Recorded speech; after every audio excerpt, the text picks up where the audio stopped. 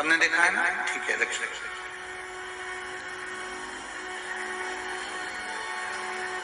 केवल एक ही फूल है पारिजात का, हार श्रृंगार का, जो पुष्प तोड़कर भगवान देवाधिदेव महादेव को नहीं चढ़ाया है। कौन सा फूल? जम के बोलो जरा।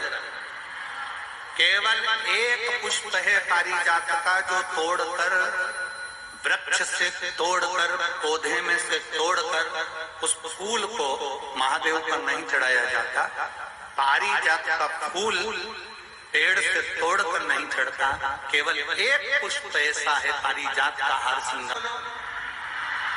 आपसे इसलिए जम के बुलवा रहे हैं कि पड़ोसन भी अच्छे से सुन ले। वो पुष्प एक ऐसा पुष्प है, अगर हम गेंदे का फूल तोड़ते हैं, अगर हम धतूरा तोड़ते हैं, हम कोई पत्ती तोड़ते हैं तो वृक्ष से तोड़कर फिर चढ़ाते हैं।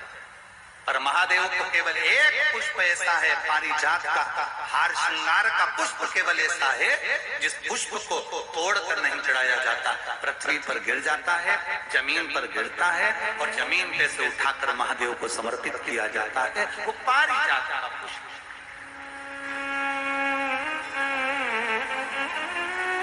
गुरुजी, ये पारिजात का फूल जमीन पर गिरता है, फिर उसको उठाकर भगवान को चढ़ाया जाता है, तो वो तो जमीन पर गिर गया, शुद्ध हो गया, बेकार हो गया है।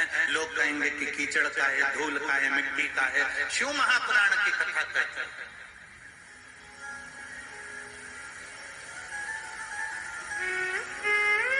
पारिजात के फूल को वृक्ष से तोड़कर महादेव को इसलिए नहीं चढ़ाते क्योंकि हम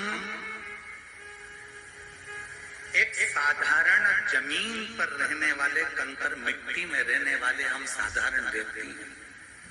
और जब मिट्टी में गिरे हुए उस पुष्प को जब हम उठाकर भगवान देवाधिदेव महादेव को समर्पित करते हैं तो हम महादेव से ये कहते हैं, बाबा जैसे ये पारिजात का फूल मिट्टी में गिरा है, धूल में गिरा है और हमने आपको समर्पित करा है, बाबा ऐसे ही संसार सागर में हम गिरे हुए हैं, हमको भी स्वीकार करना और अपना अपना। उर्वशी अप्सरा पारिजात के पुष्प को लेकर कब खिलते हैं पारिजात के फूल? दिन में की रात को? रात सुबह तक गिर जाते हैं।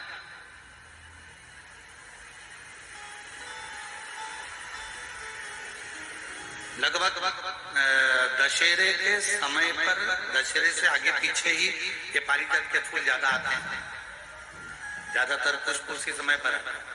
और जो समझदार व्यक्ति होते हैं ना, वो पारिजात के पुष्प को, अगर पारिजात का पुष्प है ना तो उसको ऐसे जमीन पे से उठाकर उसको भगवान शिव को चढ़ाने के लिए ऐसे कॉपी में उसको रखते जाते हैं, ऐसे ऐसे उसको रख लेते हैं बहुत सारे पुष्प। तो वो पुष्प जो है ना वो सूख जाता है। सूखने के बाद में पारिजात का पुष्प जो शिवरात्रि करने वाले होते हैं या प्रदोष का व्रत करने वाले होते हैं या सोमवार के अष्टमी का व्रत करने वाले होते हैं या सावन के महीने में पूजन करने वाले होते हैं।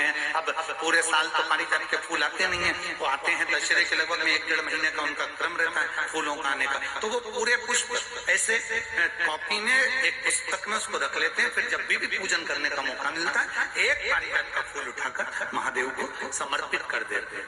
कई लोग राम जी से बुलवाया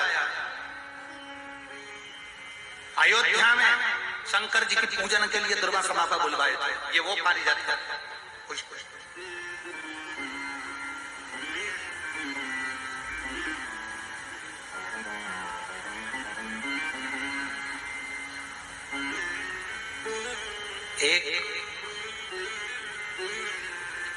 एक पारिजात का पुष्प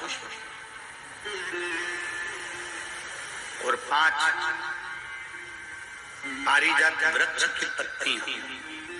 बहुत ध्यान देना, बहुत अच्छे से ध्यान देना। एक पारिजात का पुष्प, 5 बेलपत्र, 5 पारिजात वृक्ष की पत्तियां, 1 पारिजात का पुष्प। प्रयास करा करो कि प्रत्येक प्रदोष पर या प्रत्येक शिवरात्रि पर उसको समर्पित किया जाए। प्रयास